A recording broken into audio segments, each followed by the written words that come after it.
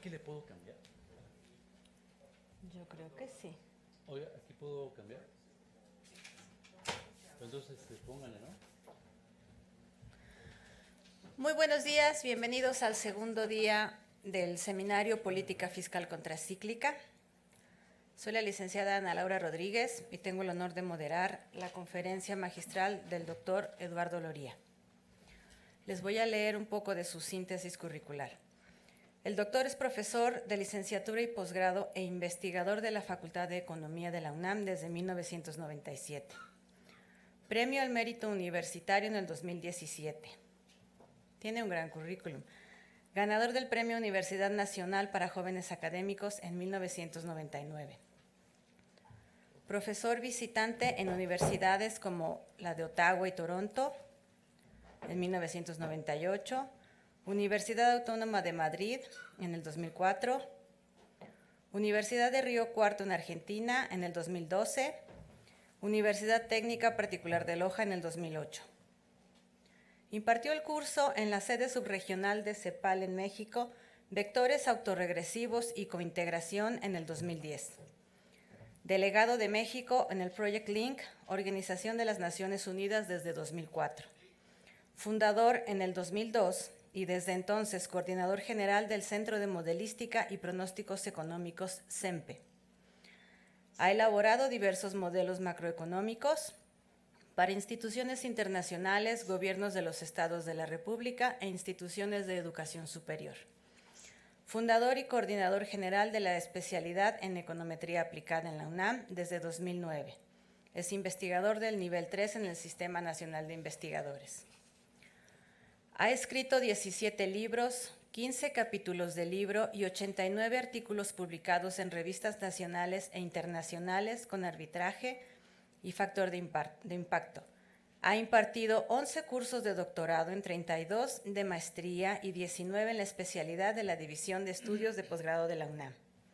También ha impartido 3 diplomados de econometría avanzada, así como 81 cursos en la licenciatura en la Facultad de Economía de la UNAM desde 1992. Por último, en el 2019 tuvo la mención por ser el mejor pronosticador en 2018 por parte del Instituto Mexicano de Ejecutivos de Finanzas.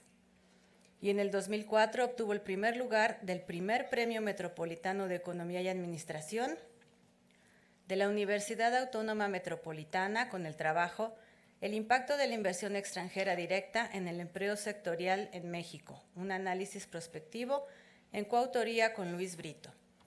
Vamos a darle la palabra al doctor Eduardo Loría, por favor. Hola, buenos días, muchas gracias. Quiero agradecer a las profesoras Eufemia Basilio por la invitación y a la profesora Ana Rodríguez por estar aquí conmigo, ¿no? Entonces, bueno, si me paso, usted me controla, ¿no? Claro que sí. Bien, entonces voy a tratar de disponer de 20, 25 minutos para que no se aburran y tratar de presentar la discusión que tiene que ver centralmente con el seminario, ¿no? Es decir, la cuestión que tiene que ver con el crecimiento económico y la política monetaria, y también creo que el tema es también política fiscal, ¿no? Pero yo no lo voy a tocar en principio, aunque si ustedes consideran que en alguna pregunta tenemos que hablar un poco de política fiscal, con mucho gusto lo podemos hacer, pero me interesaría más centrarme en la relación política monetaria y crecimiento económico en nuestro país en este periodo de tiempo, 94, 2018, y pues podemos hacer algunas introspecciones a futuro, ¿no? Bien, entonces quiero empezar con una frase de Alan Greenspan que tiene como mucho eco esto, ¿no? O sea, no sé. Alan Greenspan lo conocían como el gran maestro de la política monetaria, que le tocó la fase de la gran moderación, que empezó poco por ahí los mediados de los 80s y acabó pues con la gran recesión de 2009. Y Alan Greenspan pues era un mago, ¿no? Era un tipo que hablaba y decía muchas cosas y nadie le entendía, y entonces él decía que si no le entendían es que estaba bien, y si le habían entendido es que no se explicó. Y bueno, esta frase que está aquí es una locura, ¿no? Digamos, verdaderamente es un galimatías, ¿no? Entonces, bueno, la política monetaria así la manejan los banqueros centrales. O sea, son documentos, textos, informes, reportes, minutas, comunicados que son difíciles de entender, son complejos. Con mis alumnos de macro, pues hacemos arqueología económica para tratar de ver qué es lo que realmente dice un banquero central. Pero entonces voy a tratar de presentar esta mañana qué ha sido la relación de la política monetaria contemporánea, la que surge del nuevo consenso keynesiano, y lo que ha pasado en el caso concreto de México en los últimos 25 años, ¿no? Entonces, bueno, voy a seguir la siguiente estructura, ¿no? Primero voy a plantear por qué el carácter de esta conferencia. En segundo lugar, voy a presentar los hallazgos principales, es decir, voy a empezar por presentar los resultados que voy a ir abordando poco a poco, los voy a ir entretejiendo. El segundo punto es muy importante porque es lo que voy a presentar de manera puntual y espero que de manera didáctica. ¿Cuáles son los pilares del enfoque monetario moderno, del enfoque contemporáneo que determina la política monetaria en todo el mundo, con algunas excepciones como los bancos que no son autónomos, pero lo que es el consenso neokeynesiano contemporáneo, que es el que determina la política monetaria y la política fiscal también, ¿no? El tercer punto voy a presentar datos de la economía mexicana en los últimos 20, 25 años, centrándome sobre todo en el 2002, válgame Dios, 2002, 2001, que es cuando se adopta formalmente el esquema de objetivos de inflación, que es lo que ha pasado. Voy a presentar algunas regresiones que hemos hecho recientemente y, bueno, la evidencia empírica, ¿no? Y pues ahí ya terminaría para que podamos tener un intercambio de ideas, ¿no? Entonces, bueno, voy a hablar de qué se trata y particularmente de qué va la presentación. Bueno, la gran discusión ahora, bueno, siempre ha estado, pero ahora es más, es qué tanto la política monetaria que se sigue en los bancos centrales modernos dificulta, obstruye o limita la capacidad de crecimiento de un país. Entonces hay autores, con mucha frecuencia se dice que la política neoliberal que siguen los bancos centrales es contraria al crecimiento económico y por lo tanto contraria a muchas cosas, ¿no?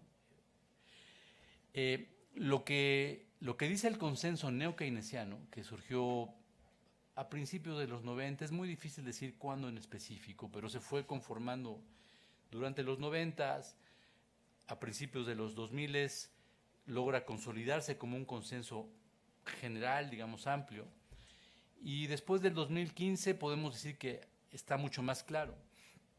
Ese consenso no keynesiano acepta que la política monetaria no puede actuar sobre el crecimiento económico porque la política monetaria solamente actúa sobre la demanda, regulándola y moderándola en términos del producto potencial.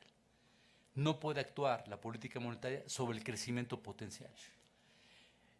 En consecuencia, la política monetaria solamente es estabilizadora de la demanda en términos del producto potencial. Ese es el core, el centro de la política monetaria contemporánea, ¿no? Y que eso está en el centro también del consenso neokeynesiano de los años 90 para acá. Entonces, bueno, ¿cuáles son los principales resultados que tenemos de este trabajo que he venido desarrollando con los chavos que están en el CEMPE, en el Centro de Modelística y Pronósticos Económicos de la Facultad? Hemos publicado algunos artículos recientes y aprovecho para invitarlos. 27 y 28 vamos a llevar a cabo en la facultad, a través del CEMPE y de la revista de investigación económica de la facultad. Vamos a hacer un seminario donde vamos a analizar qué ha sido de 25 años de autonomía del Banco de México. Va a estar un subgobernador, va a estar el economista en jefe del Banco de México, el economista en jefe de Citibanamex, de una consultoría privada, y va a haber, van a ser 2 días, el martes 27 y miércoles 28 de agosto, en 15 días. ojalá nos puedan acompañar, donde vamos a tratar esos temas con mayor detalle, ¿no? Entonces, ¿cuáles son los principales resultados a los que hemos llegado en varias investigaciones y que ahora quiero compartir con ustedes? La primera, y es quizás la que pueda generar mayor escozor, ¿no?, es que la política económica ha sido eficiente en estabilizar la economía mexicana, al menos desde 2002 para acá, al menos. Y eso no ha afectado ni al crecimiento potencial, ni a la tasa natural de desempleo, ni al empleo corriente. Es decir, y eso es un resultado que les voy a ir desarrollando, pero es un primer resultado. O sea, la política monetaria, hasta donde yo y con mis colaboradores del CENPE, no hemos encontrado un factor estadísticamente significativo que la política monetaria haya dañado o lastimado la trayectoria de crecimiento de largo plazo. Ergo, si estamos en una trayectoria de crecimiento muy bajo y cada vez peor, o sea, desde el 2012 y sobre todo 2014, no se puede atribuir a la política monetaria, sino a factores estructurales de otra índole. Un cuarto resultado es que se discute mucho si debemos tener un doble mandato como Estados Unidos. Hay algunos bancos centrales que lo tienen, son muy pocos, pero quien lo tiene y desde hace mucho tiempo es la Reserva Federal de Estados Unidos. Se cree que el banco tiene dos objetivos: estabilizar inflación y buscar crecimiento o el máximo de empleo, como lo dice la ley estadounidense.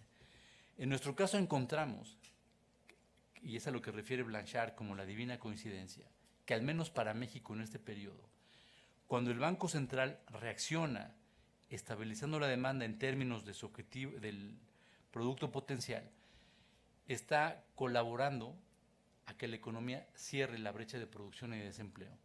Por lo tanto, no requiere un doble mandato, porque lo está consiguiendo con el primer objetivo.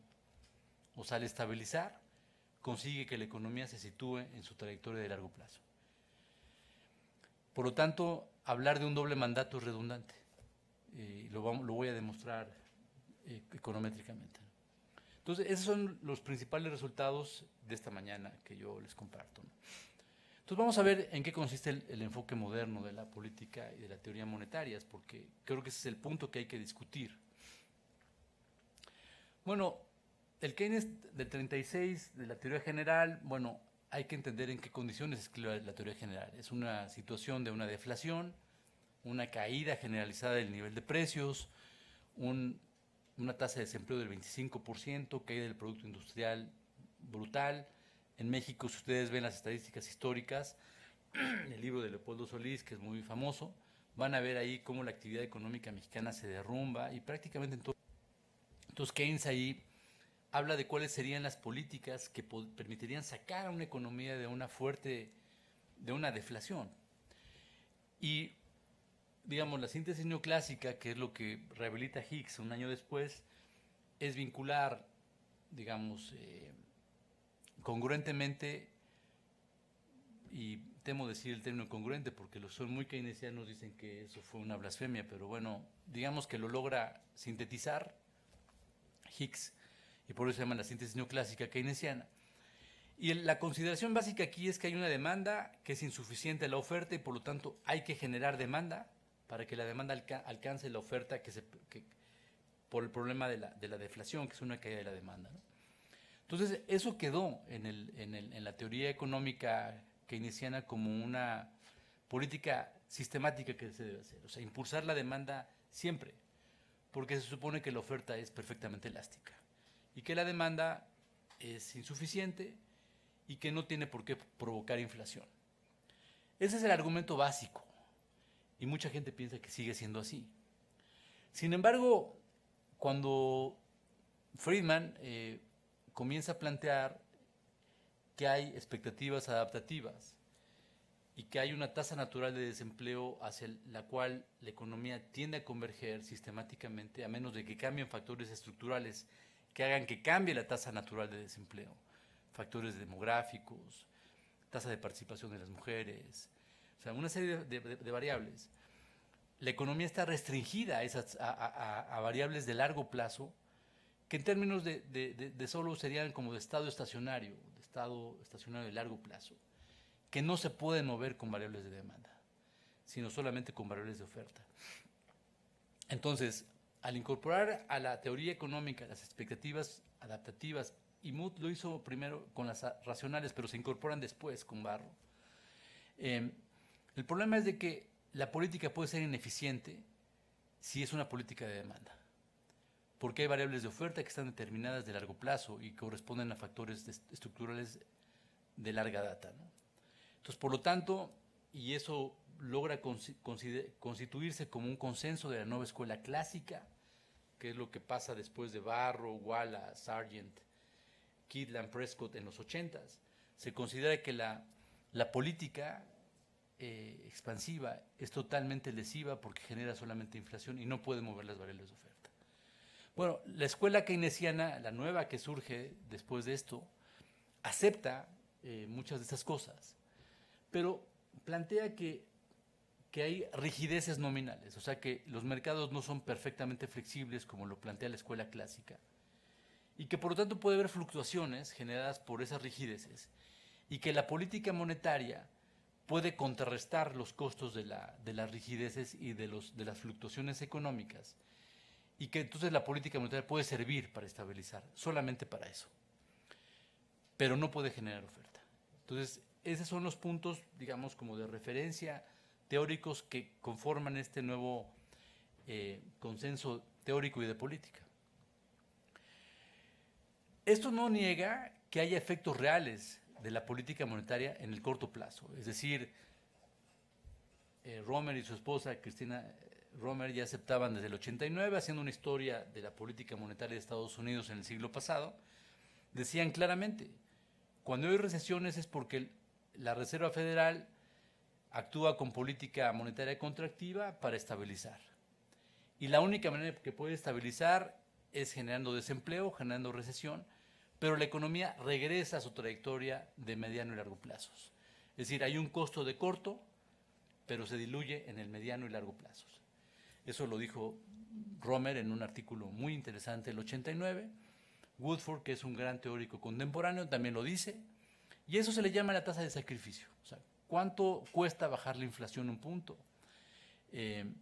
Y eso, bueno, en épocas recientes, un artículo muy interesante de Boll, ¿no? Y más recientemente un texto de macro que yo uso ya de manera regular de Karl Linsowskis, se acepta que hay una tasa de sacrificio. O sea, no hay una política desinflacionaria neutral. Para estabilizar la inflación hay que sacrificar empleos, hay que sacrificar producción, pero eso no provoca pérdidas permanentes, sino solamente de corto plazo, y la economía regresa a su trayectoria de estado estacionario. Revisamos unos artículos y encontramos que esta es la agenda teórica que ha seguido el Banco Central, es decir, el Banco de México, ¿no? Toma esos referentes, esas aportaciones teóricas desde Friedman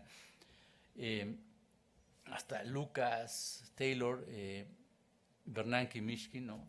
Que es el enfoque, el esquema de objetivos de inflación, y todo eso lo ha logrado ir hilvanando el Banco Central dentro de este nuevo consenso keynesiano, ¿no? Y ahí están las referencias, donde, bueno, pues se plantea que la inflación de largo plazo es un fenómeno monetario, no de corto. La inflación puede deberse a desajustes en el mercado laboral, a brechas de producción. Hay una tasa natural que está determinada por factores de largo plazo. No hay trade-off de largo plazo entre variables nominales y reales. Tenemos un mundo de expectativas racionales, lo cual implica que los agentes se pueden equivocar en el corto, pero no sistemáticamente. La crítica de Lucas se ha superado bastante, ¿no? En términos de que los parámetros se mueven con cambios de régimen. Por eso es que hay una política de comunicación del Banco Central permanente. El artículo de Kydland y Prescott del 77, que es un artículo que yo doy en mis cursos de macro, es un artículo seminal porque habla de la inconsistencia dinámica, es decir, cuando el Banco Central engaña o no cumple, o la política fiscal no cumple, la única manera es que el Banco Central sí corrija y limite a la política fiscal. Y bueno, pues lo que ustedes ya saben del objetivo, el esquema de objetivos de inflación, que es un enfoque teórico particular que es reciente, digamos, tiene 20 y tantos años, un poco más, ¿no? Entonces, bueno, dentro de esta evolución teórica que fue acopiando, que fue incorporando el Banco de México, habría dos razones fundamentales por las cuales se genera o se le da la autonomía al Banco Central en abril de 94, y es justamente el motivo de la reunión que vamos a tener en la facultad. La primera es, y lo dice Enrique Cárdenas, un gran historiador económico contemporáneo, ¿no?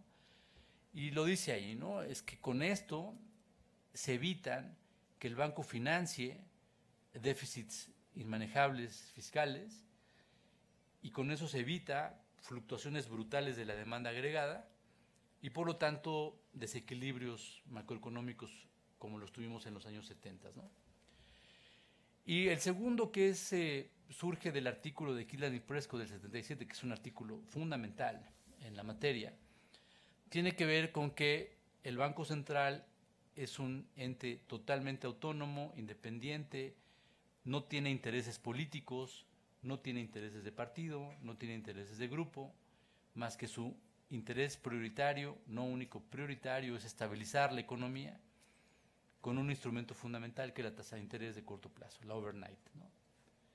Y con eso el banco está ajeno a coyunturas electorales, ciclos políticos, cambios de régimen o cambios generados por elecciones, y entonces el banco le da una estabilidad a la macroeconomía y restringe objetivos innobles de gobiernos o partidos que estén en el poder, ¿no?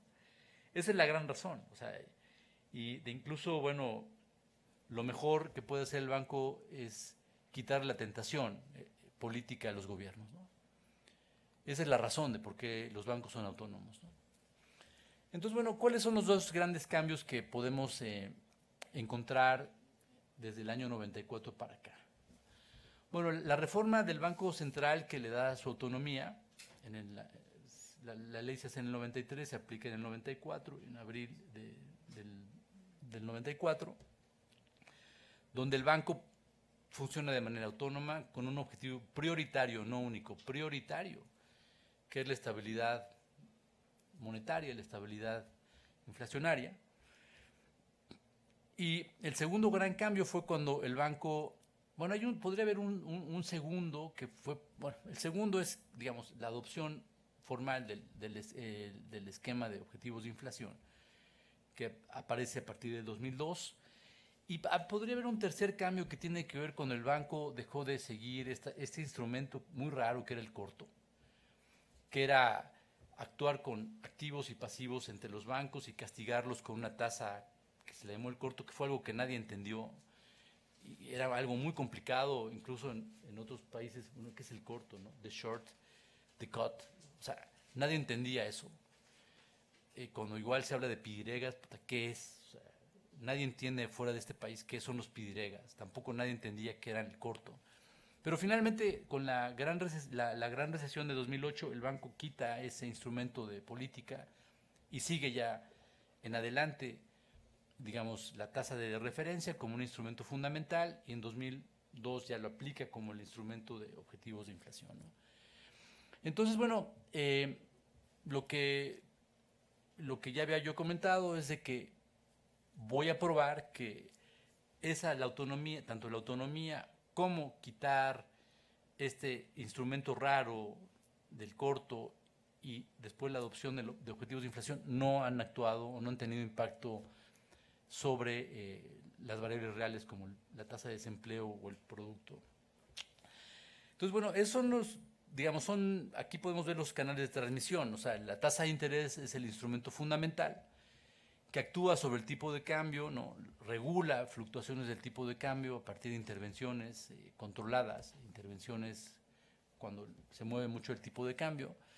Y eso tiene que ver con la inflación, tanto por expectativas como por costos, bienes importados, por el tipo de cambio, etcétera, ¿no? Entonces, bueno, los bancos centrales dentro de este instrumental teórico tienen dos medidas cíclicas de la economía y con ellos intervienen. Como dije, los bancos se estabilizan porque creen que sí pueden regular y con ello contener los costos de las fluctuaciones económicas. Entonces siguen la evolución de la brecha de desempleo definida de esa manera, ¿no? Que sería la relación entre el desempleo observado y el desempleo natural, que generalmente se calcula con un filtro estadístico.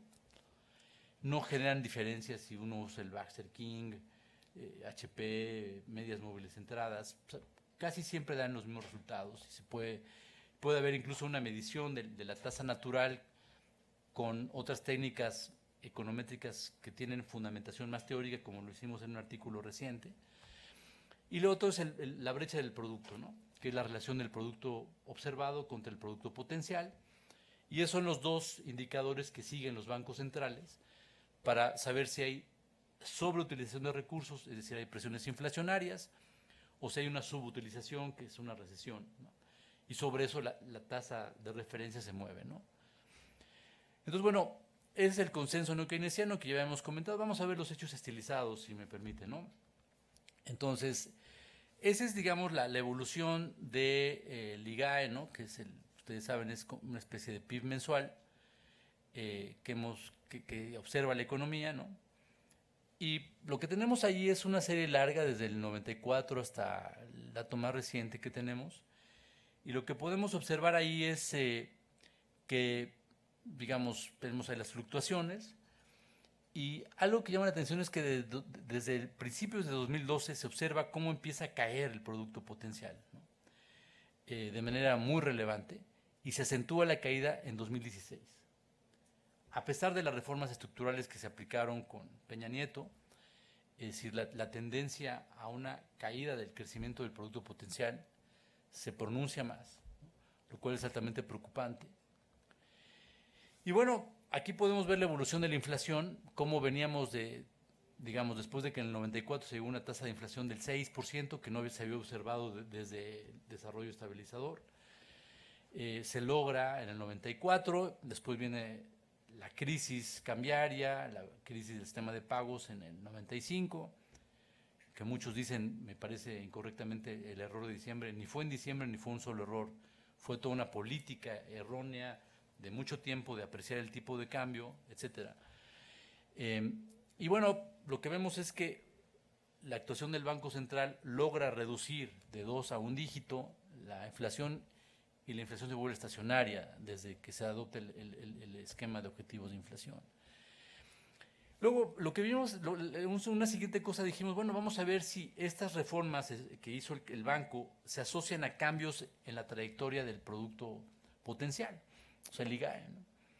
Y lo que observamos ahí es que hay un cambio estructural, o sea, hay raíz unitaria con cambio estructural en 2008-3, que es cuando empieza la gran recesión, en el intercepto, y hay otro cambio estructural en 2014-4, que no tiene ninguna relación con los cambios que acabamos de mencionar en la política monetaria, ¿no? Entonces, primer resultado es que estos cambios estructurales no parecen, en la serie del IGAE, no parecen tener ninguna correlación temporal ni estadística con los cambios en la política monetaria. Tampoco lo observamos con la tasa de desempleo. Es decir, la tasa de desempleo es cíclica, evidentemente, pero no vemos ningún referente que se asocie con la política monetaria. Vamos a ver ahora, aquí dividimos todo el periodo desde 1970 hasta 2018, dividimos toda la muestra en 3 periodos, y lo que queremos ver es qué tan estabilizadora ha sido la política monetaria. O sea, cómo se han movido las variables macroeconómicas en 3 diferentes periodos. Entonces tomamos 70-82, que es, bueno, no quiero repetir títulos que pueden ser ofensivos, pero bueno, fue en políticas, pues que ya sabemos, ¿no? Muy expansivas de demanda, le llaman la docena trágica, etcétera, ¿no? Donde, bueno, la economía creció muchísimo, pero con el cargo de desequilibrios macroeconómicos y una crisis de deuda mundial, de deuda externa, etcétera. Luego tomamos un periodo 83-96, donde, bueno, viene todo el estancamiento de los 80s, crecimiento cero, la ligera recuperación con Salinas, luego la caída de la crisis del 95, el gran rebote en 96, y tomamos 97-2001, que es Se estabiliza la economía y es la entrelínea que da paso después a los objetivos de inflación. O sea, aquí tomamos medias aritméticas sencillas, o sea, medias aritméticas de variables como el PIB, o sea, el crecimiento del PIB, la inflación, la cuenta corriente a producto, el déficit fiscal a producto, la deuda pública a producto, el tipo de cambio real, salarios reales, tasa de interés nominal, tasa de interés real. Y lo que observamos es que, digamos, ustedes pueden ver las medias aritméticas y cómo tienden a estabilizarse en el último periodo. Pero quizás lo más importante no es ver sus medias, sino ver la volatilidad de las variables, ¿no? Que se ha demostrado con trabajos muy importantes de Sebastián Edwards, que la volatilidad es muy dañina al crecimiento económico. Entonces lo que podemos ver aquí es una medida estándar muy simple, estadística, que es la división estándar, ¿no? Entonces podemos ver aquí cómo desde que el banco adopta objetivos de inflación, las variables se vuelven bastante estables, ¿no? Se pierde toda la volatilidad del pasado, y la única variable que parece no responder a eso es la política fiscal, que sería la deuda pública a producto. Pero eso no se le puede adjudicar a la política monetaria. Es decir, ¿por qué el gobierno federal anterior incrementó la deuda pública a producto? Ese es otro asunto que tratarán en el seminario, supongo. Pero no, la causa no fue la política monetaria. Es decir, habrá que buscar una explicación ahí. Ahora, aquí lo que hicimos fue tomar una curva de Phillips aceleracionista, ¿no? Que está definida en la ecuación número 1. Entonces, la inflación la podemos determinar a partir de la expectativa inflacionaria, la brecha de desempleo y un término estocástico, ¿no? Es un término de perturbación estocástico que debe tener propiedades gaussianas. Si se cumple que la inflación rezagada es muy persistente, o sea que los agentes leen que la inflación del pasado persiste mucho, podemos llegar a la expresión 4, donde la aceleración inflacionaria, o sea, delta pi, que es la segunda derivada de los precios, o sea, la aceleración inflacionaria, depende de la brecha de desempleo, o sea, del mercado laboral, y de las innovaciones que son estocásticas gaussianas, ¿no? Entonces, bueno, lo que hicimos acá fue algo que deriva de un artículo que acabamos de publicar, es que solamente si la inflación del pasado es muy persistente, podemos hacer lo que está en el lado izquierdo, en el segundo renglón. Es decir, pasar al lado izquierdo porque beta 0 es 1. Entonces lo que hicimos fue una regresión autorregresiva de orden 1 para probar que estadísticamente la persistencia es igual a 1. Si esto es así, que lo probamos ahí con una prueba de Wald, un contraste de Wald y la F estadística, entonces sí podemos plantear que la aceleración inflacionaria responde a la brecha de desempleo, y obtuvimos ese resultado econométrico que es robusto, ¿no? No puse todas las pruebas porque, bueno, pues es bastante cansado, ¿no? La constante de regresión no es significativa. Y aquí valdría la pena comentarles una anécdota, ¿no? Mandamos el artículo primero a una revista y entonces un referee dijo que cómo era posible que no pusiéramos una constante de regresión, que viéramos un libro elemental de econometría para que entendiéramos que las constantes sí son importantes, ¿no? Y con eso rechazó el artículo, ¿no? Entonces dice, no, pues estos cuates no saben nada de econometría. Y dije, bueno. Entonces, eso nos motivó para que revisáramos el artículo y probamos que la constante es 0. Y es 0 porque la aceleración no puede ser constante. Por construcción no puede haber aceleración constante. La aceleración es creciente o decreciente. Pues no puede ser aceleración constante. Pero este referee así nos bateó así. Entonces, simplemente para evitar cosas, dijimos, bueno, la constante es 0. Ahí está, ¿no? Ahí está. Entonces sí sabemos que es constante, cabrón. Sabemos que es un interceptor, ¿no? Y la otra es pendiente, sí sabemos, ¿no? Entonces metimos una dummy que es delta 1, que está ahí, que capta choques o episodios inflacionarios atípicos, digamos, que ha habido 2, ¿no? En el periodo. Entonces, bueno, con eso construimos, probamos que sí existen las curvas de Phillips, porque mucha gente, o sea, a mí me aterra que digan que la curva de Phillips es obsoleta y que es historia económica. No, es lo que siguen los bancos centrales. Lo que pasa es que ya no es la curva de Phillips modelo 58. Es una curva de Phillips rehabilitada con la teoría económica que ya les presenté y que determina en el eje de las abscisas la brecha de desempleo y en el eje vertical a la aceleración inflacionaria. O sea, son otras variables, o sea, se expresan de otra manera, no es la convencional del 58. Esta curva de Phillips es moderna.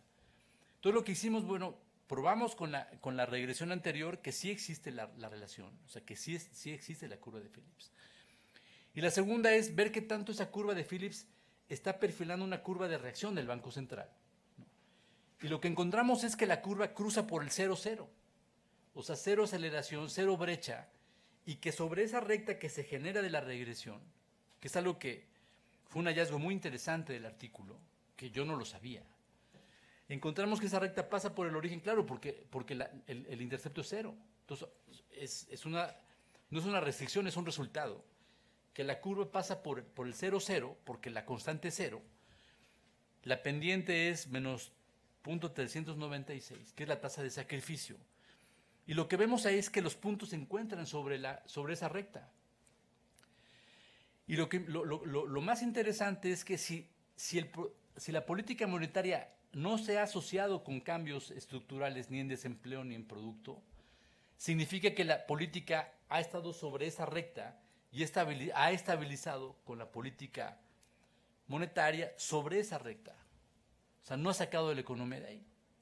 Entonces me parece que ese es un resultado crucial del artículo, es un par de artículos que sacamos, ¿no? Y bueno, con esto yo terminaría mi participación y pues les agradezco mucho su atención.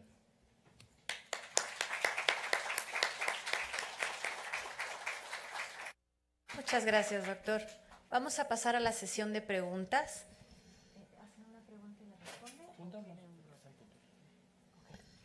Les rogamos, por favor, que por cuestiones de tiempo, para respetar a los ponentes de la siguiente mesa, sean sumamente puntuales, muy concretos y con dudas muy precisas.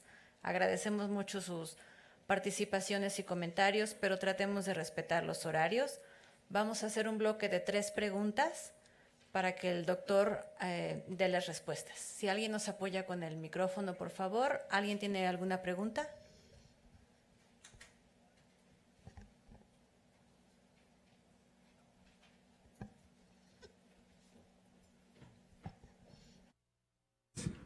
Buenos días. Menciona que el proceso inflacionario se ha vuelto estacionario. También Chiquiar en algún artículo analiza este fenómeno. Mi pregunta es, ¿qué implicaciones tiene para la política monetaria o si es resultado de la adopción de objetivos de inflación? Eso. Gracias. Acá al frente, por favor. Al final hubo una afirmación, los bancos centrales generan entre sus distintos modelos una curva de Phillips como para determinar política monetaria. Sí la siguen utilizando y por eso pueden coincidir con lo que se dijo. ¿Alguien más? Para concluir esta ronda, una tercera pregunta. Ok, nos quedamos aquí con estas dos. Bien, gracias. Bueno, la inflación es estacionaria desde 2002-1. Incluso, digamos, si uno trata, y con eso trato de responder también la segunda pregunta, yo trataba de estimar una curva de Phillips con una muestra más grande y no existía la curva de Phillips. Curiosamente, conforme yo iba reduciendo el sample, la curva empezaba a aparecer. Y 2002-1 aparece y es significativa. Ergo, me llevó a una conclusión. Si yo ampliaba el sample, no existía la curva de Phillips, era así, o era así, esta neokeynesiana. En la medida en que cerraba el sample y llegaba a 2002-1, aparecía y era significativa. Y ya conforme iba cerrando el sample, la curva era estable. Entonces hicimos pruebas de cambio estructural, hicimos una bola de cosas que las pueden ver en 2 artículos muy recientes que acabamos de publicar. Y lo que pasa es que aparece la curva de Phillips cuando se aplica el instrumento de objetivos de inflación, o sea, la tasa de referencia como instrumento fundamental, ¿no? Ahora, los bancos centrales, como les dije al principio, usan lenguajes pues, oscuros, ¿no? Como con el que empecé de Alan Greenspan, ¿no? Y así hablan. Si van el martes, van a escuchar a un subgobernador el martes 27, y acuérdense de lo que les dije, a ver cómo hablan, ¿no? Y cuando hablen, van a ir otros dos del Banco de México, a ver cómo hablan. Entonces nunca dicen, tenemos una curva de Phillips y esos son los parámetros, pero la tienen. Sin duda, no dicen que la tienen, pero la tienen. Y no dicen que la siguen, pero la siguen. Porque si no, ¿cómo pueden definir la tasa de referencia? Solamente la pueden seguir si tienen una curva de Phillips. Entonces, yo estoy seguro que la tienen, pero no la publican. Creo que en el 2011 publicaron en un informe trimestral una cosa muy rara, una curva de Phillips, pero ad hoc. O sea, tienen ahí rezagos de cosas, un chorizo ahí largo, pero no tienen una versión, digamos, reducida de la curva. Ahora, curiosamente, en un artículo que estamos también ya por publicar con los chavos del CENPE, quisimos ver una curva de Phillips híbrida, que se le llama, cuando metes expectativas racionales, adaptativas y costos marginales que derivan del mercado laboral en términos cíclicos, y lo que vimos ahí es de que esa curva también funciona, o sea, cuando metes expectativas racionales, adaptativas y costos marginales asociados al ciclo. Y curiosamente tomamos este modelo de un artículo que publicaron dos investigadores del Banco de México en el 2006. Entonces eso dije, aquí es que estos cuates ya lo vienen trabajando desde ese tiempo, pero ya no tienen ningún documento oficial de ellos, ni mucho menos en sus comunicados de ningún tipo, que digan que siguen ese modelo, pero lo siguen, y estadísticamente el modelo es robusto. Si me invitan en otra ocasión, puedo presentarles ese modelo, que es muy interesante, y ver sus capacidades de predicción y de pronóstico. Entonces, todos los bancos centrales, si ustedes notan los conceptos que usan, el apretamiento del mercado laboral, ¿qué es eso? Que la brecha tiene una característica. Cuando hablan de relajamiento de los mercados laborales, hablan de que la brecha ya se movió. Entonces, usan esos términos que son oscuros, que son términos técnicos, los usan, y cuando ustedes ven cómo escriben, en Estados Unidos también, ahora el jueves va a ser el comunicado de política, lo van a ver ahí, cómo leen el mercado laboral, y con base en eso, y lo que ven en Estados Unidos, y el nivel de la inflación subyacente y el corriente, que está asociado al ciclo y a la brecha de desempleo, fijan la postura. O sea, hay que seguir eso. ¿Alguien más? ¿Alguna otra pregunta?